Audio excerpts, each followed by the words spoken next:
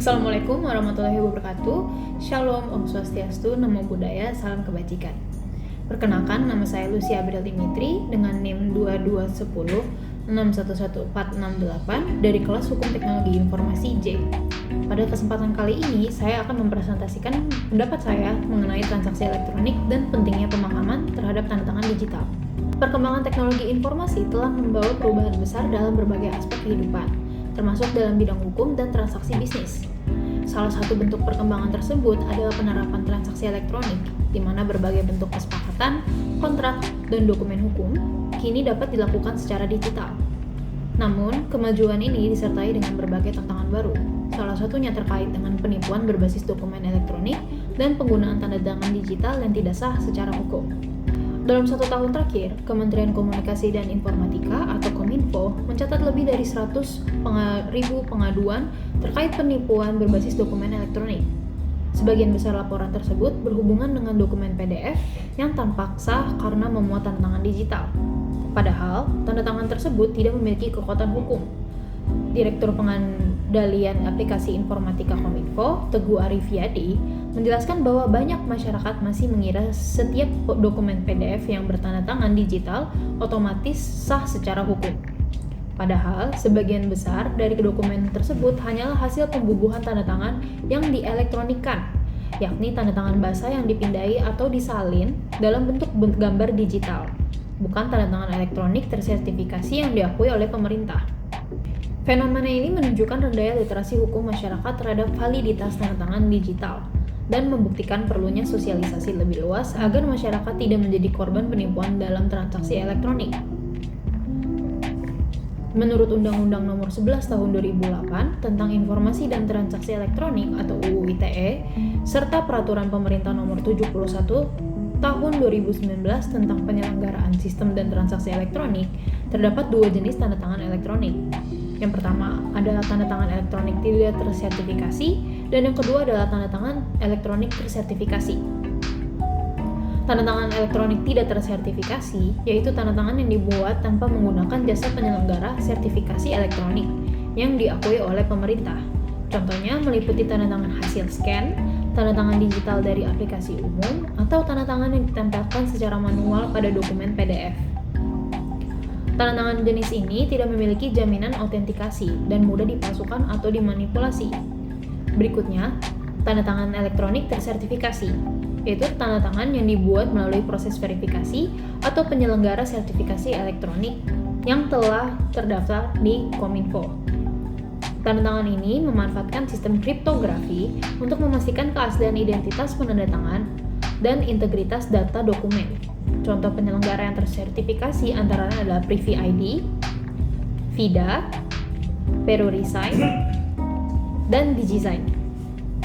Dengan demikian, tidak semua tanda tangan digital memiliki kekuatan hukum, melainkan hanya tanda tangan elektronik tersertifikasi yang memenuhi syarat sebagaimana diatur dalam peraturan perundang-undangan. Lalu bagaimana tata cara pembuatan tanda tangan digital? Pembuatan tanda tangan elektronik tersertifikasi dilakukan melalui tahap yang diawasi dan dievaluasi oleh penyelenggara sertifikasi elektronik. Adapun prosedur umumnya meliputi beberapa langkah sebagai berikut. Yang pertama, registrasi identitas pengguna, di mana individu wajib mendaftarkan diri menggunakan identitas resmi seperti contohnya KTP atau paspor. Yang kedua adalah verifikasi dan validasi data, di mana penyelenggara sertifikasi elektronik akan melakukan pemeriksaan keaslian identitas melalui teknologi biometrik dan sistem verifikasi pemerintah. Yang ketiga, penerbitan sertifikat elektronik, yaitu proses penerbitan sertifikat digital oleh penyelenggara sertifikasi elektronik yang berfungsi sebagai identitas elektronik pengguna. Keempat, penandatanganan dokumen, di mana pengguna dapat menandatangani dokumen melalui sistem penyelenggara sertifikasi elektronik yang menjamin keamanan, integritas, dan keaslian tanda tangan tersebut. Proses tersebut memastikan bahwa tanda tangan yang dihasilkan tidak dapat diubah, dipalsukan, ataupun disangkal keasliannya, sehingga memiliki nilai pembuktian yang kuat dalam proses hukum. Namun, bagaimana kekuatan hukum masing-masing jenis tanda tangan digital ini? Sudah pasti jelas bahwa tanda tangan elektronik yang tidak tersertifikasi memiliki kekuatan hukum yang sangat lemah. Meskipun dapat diterima sebagai alat bukti, keabsahan dan keautentikannya masih harus dibuktikan lebih lanjut di pengadilan. Sedangkan tanda tangan elektronik tersertifikasi merupakan sebaliknya, memiliki kekuatan hukum yang penuh, sebagaimana diatur dalam pasal 11 ayat 1 UU ITE, yang menyatakan bahwa tanda tangan elektronik memiliki kekuatan hukum dan akibat hukum yang sah selama memenuhi persyaratan autentikasi, integritas, dan dapat menunjukkan identitas penandatanganan yang valid.